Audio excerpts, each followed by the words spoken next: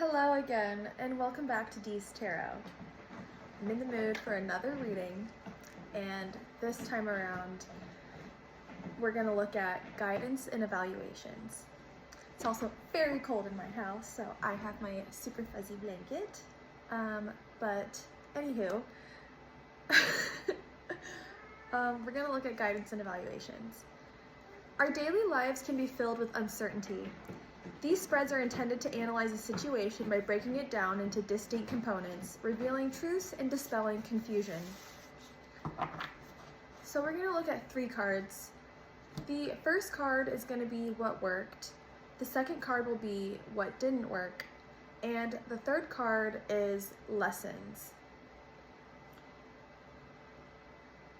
And with each card, so like card number 1, there's a plethora of what this also could be interpreted as. So we're looking at, our daily lives. They can be filled with uncertainty, and these spreads will help analyze a situation by breaking it down into distinct components.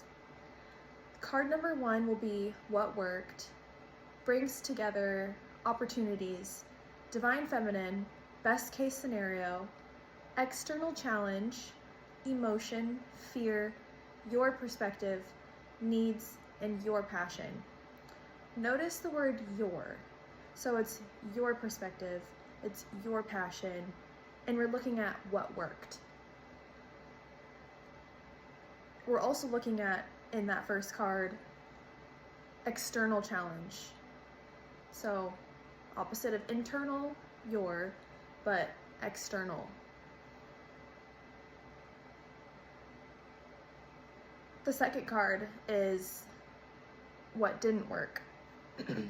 So what didn't work pulls apart difficulties, divine masculine, worst case scenario, internal challenge, emotions, source, your response, their perspective, desires, and your imagination. So this time around, we're looking at their perspective. And we're looking at what didn't work, difficulties, and a challenge that's internal. And the third card is lessons, focus, advice, inner child, likely outcome, potential, advice, better response, outsider perspective, fears, and your logic. So in the end, that will wrap up all of that. And this time around, we're looking at outsider perspective. Fears.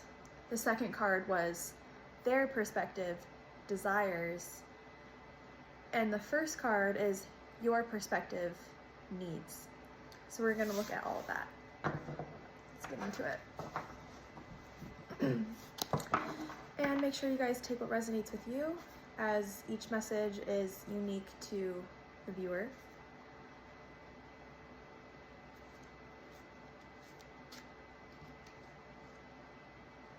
All right, we're getting our 3 cards. The first card we're getting is Eight of Pentacles, what worked.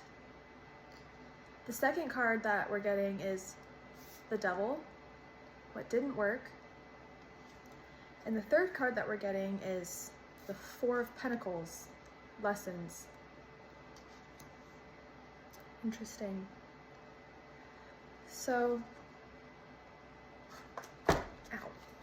Eight of Pentacles. Eight of Pentacles. Resources.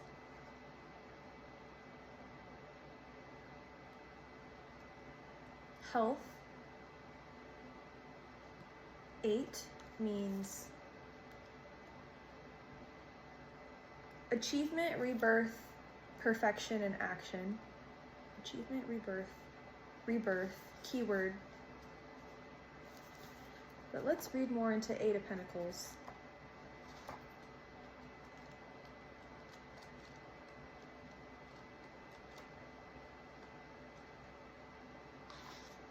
Eight of Pentacles. So this card means expertise, talent, commitment, excellence, craftsmanship, and ambition. The interpretation of this card is deep in concentration. The Fool is crafting something truly perfect. We see devotion and commitment to his creation, as well as contentedness. His is a labor of love. After a long search, he found his true purpose and gradually mastered his job. Even with his excellence, he still remains curious and excited to learn new techniques, knowing that true mastery always requires curiosity. Reflection. Have you ever reread a book or a poem only to find new meanings? When we commit and dedicate ourselves to something, like a skill or a career, no work feels monotonous. Can you find joy to truly devote yourself in something? How can repetitive tasks bring contentment? Here we find alignment between the material and the spiritual. And then the actions that the Eight of Pentacles provides is stay humble. When you approach something with the expectation to learn, you can always find delight. When we stop being curious, believing that we know best and there is nothing left to learn, we never reach the heights we aspire to. And then find pleasure in the work. Learn to enjoy the process, not just the rewards. Relish the satisfaction of getting things just right. And cultivate your interests. Mingle with others in the same line of work as you. Take a class. Research new techniques. These are ways to find inspiration to take you to the next level. And that's Eight of Pentacles. Expertise, talent, commitment, excellence, craftsmanship, and ambition. That is what worked. That's amazing. Brings together opportunities, best case scenario, your perspective, needs, and your passion. You're definitely passionate about something. You've worked really hard in your career or a project, and you're just like, you're vibing, you're killing it. You've like grown up, or you've rebirthed into something. You've realized you're like a fresh new person. You're like thriving in a sense. So that is the Eight of Pentacles. And then the Devil. We're getting card number 2. What didn't work, pulls apart, difficulties, divine masculine, worst case scenario, internal challenge, emotion source, your response, their perspective, desires, and your imagination.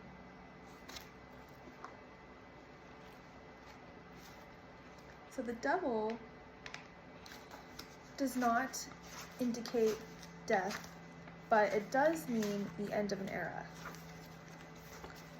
And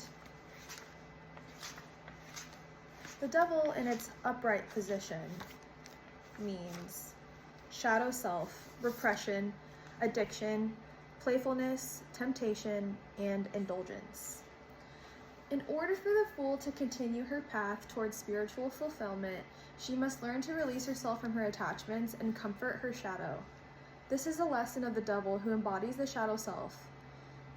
He may come with many gifts, external objects, or items that she covets, believing that these can either numb the pain of her frailty or be tools for her to gain strength. Reflection. The Devil represents your shadow, the parts of you that your ego desires, fears, and represses in order to feel unblemished. What aspects of yourself are you ashamed of and trying to hide? By rejecting our shadow self, our self-loathing turns outward and projects onto others. What narratives are you addicted to? What is your ego dependent on? And then action. Separate needs from addictions. Perhaps you've prioritized one thing to the detriment of everything else. Or there are things that you feel you never have enough of. Identify the hole your addictions are attempting to fill. When you feel the craving again, name it.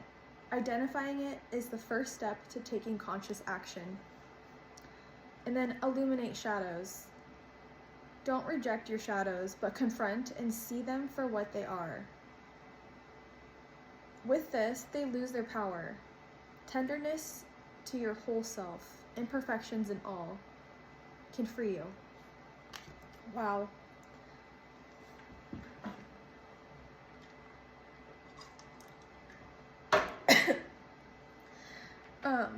That is definitely accurate. This is their perspective. I think that oftentimes we feel like there's a way that we want to be treated. And sometimes, like, it's not always going to be perfect. You're not going to get perfect treatment.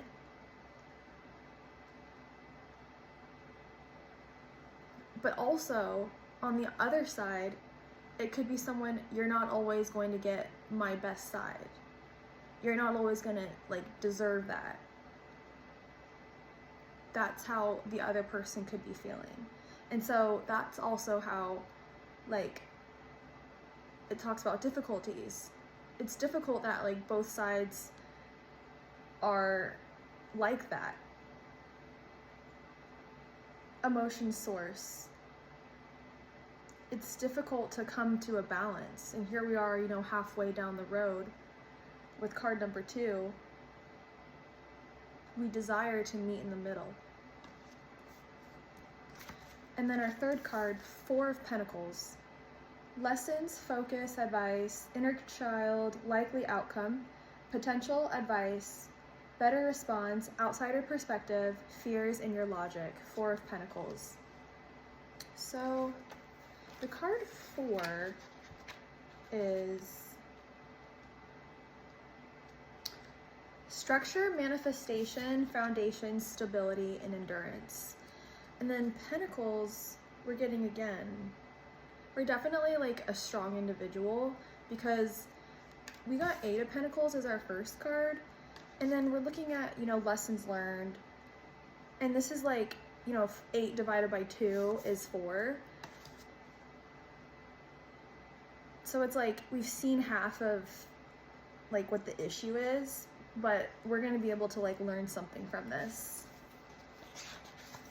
And then of course Pentacles means material world, nature, resources, finances, and health. Let's look more at Four of Pentacles.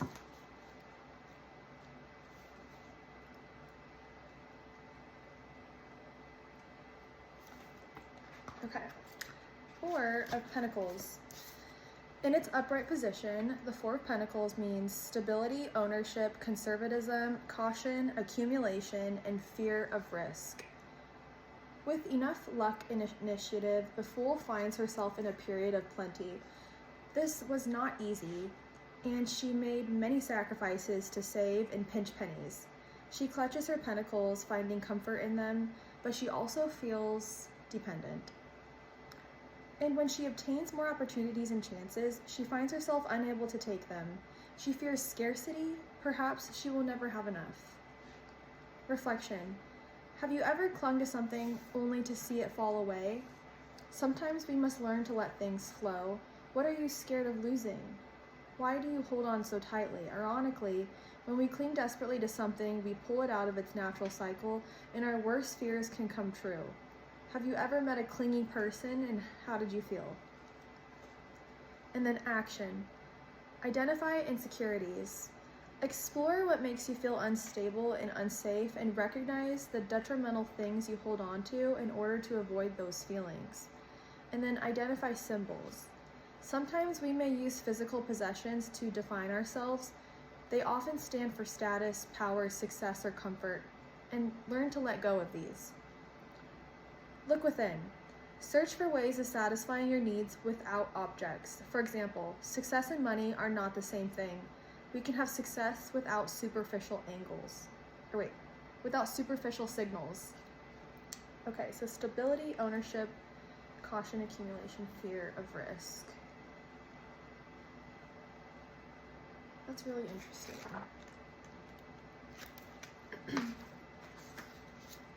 Lessons, focus, advice, inner child, likely outcome, potential, advice, better response, outsider perspective, fears, and your logic.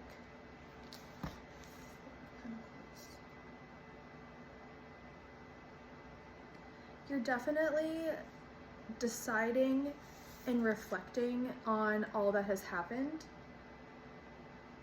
It talks about, have you ever clung onto something only to see it fall away? It's talking about to reflect that what you're doing could also be what the other person is doing. We talked about wanting to like meet in the middle. And this is like saying, have you ever met a clingy person? How did you feel? It's kind of like giving that get away from me vibe, but then also it's kind of like, no, come back.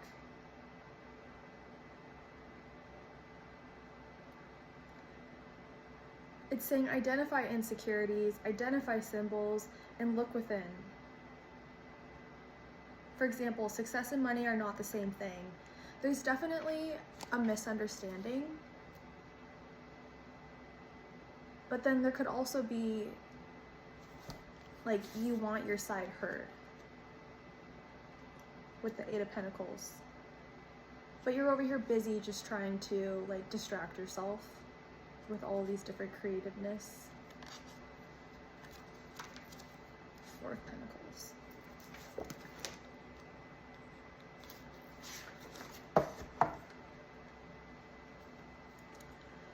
This is an interesting spread.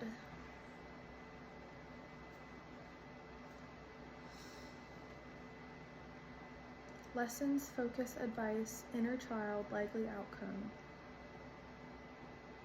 The likely outcome is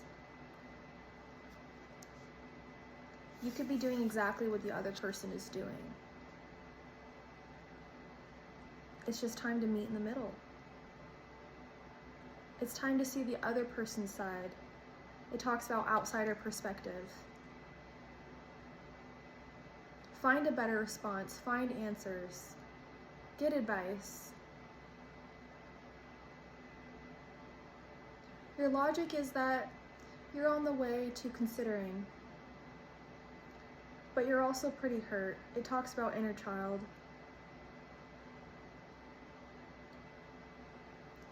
Yeah, I think guidance and evaluation,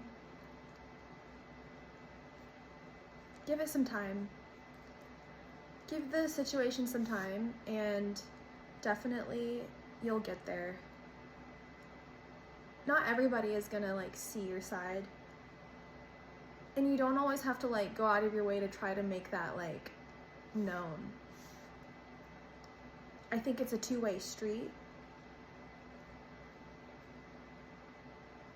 But every day, just a little bit, you know, try to like see the other side and avoid, you know, it talks about internal challenges. It talks about addiction with the devil. Don't be addicted to your side of things. Consider the other side as well. Be open-minded. So that is the message we're getting today on guidance and evaluations. Thank you all for tuning in. Make sure to subscribe and we will see you in the next video. Bye for now.